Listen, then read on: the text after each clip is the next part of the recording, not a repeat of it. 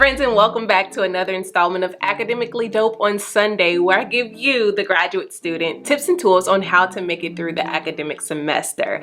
I want to share a little bit of insight on one reason as to why I had such a pleasant graduate school experience. Now, when I say pleasant, it doesn't mean that it was easy. No, by no means was graduate school easy for me, but there was an ease that I experienced, and it was a result of community.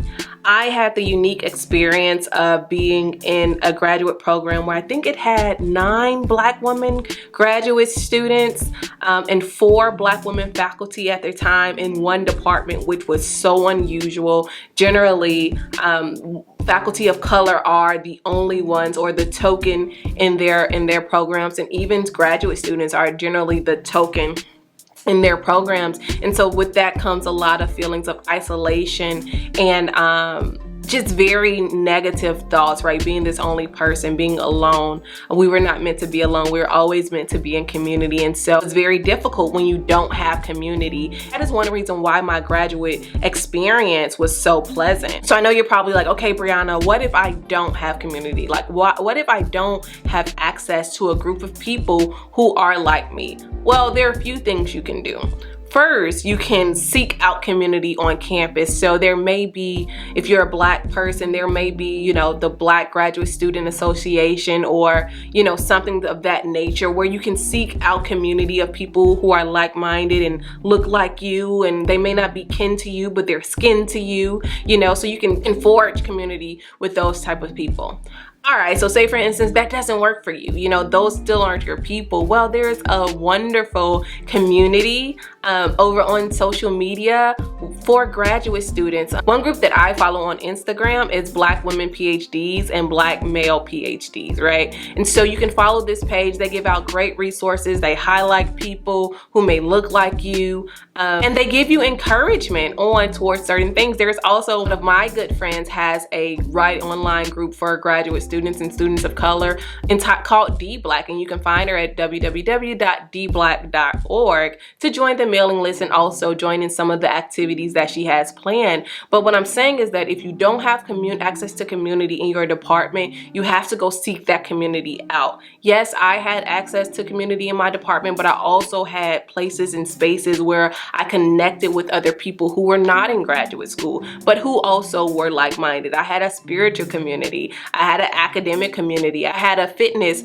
community, right? And so you need people around you to make it. You cannot do life alone. And I know so many people want to do life alone. We think that nobody will understand us. Well, that's not true. There are people who are willing to do life with you, but you have to show yourself willing too. You have to show yourself friendly. You have to show yourself a good person as well in order to draw people into that community, or in order to forge community with other people. So one reason why I was able to have such a positive experience was because I had community around me. I had people cheering me on in those moments where I felt like giving up, which was every 30 days. I had people speaking life into me. I had people listening. I was sharing ideas, So I was doing the work. Therefore, because I was doing the work, because I was intentional about forming community, I had a pleasant experience. I know some people who feel that community can be harmful, and I agree. In some respects, some communities can be harmful, but you have to find the healthy communities. You have to find those communities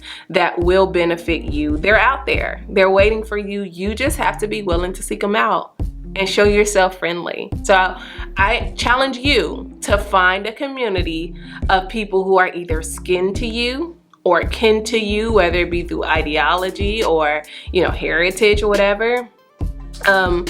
And also just show yourself friendly. Show yourself as wanting to be a part of this community, because you can't do graduate school alone. People who I did graduate school with are still some close and trusted people that I pull on, even as I am a professor now.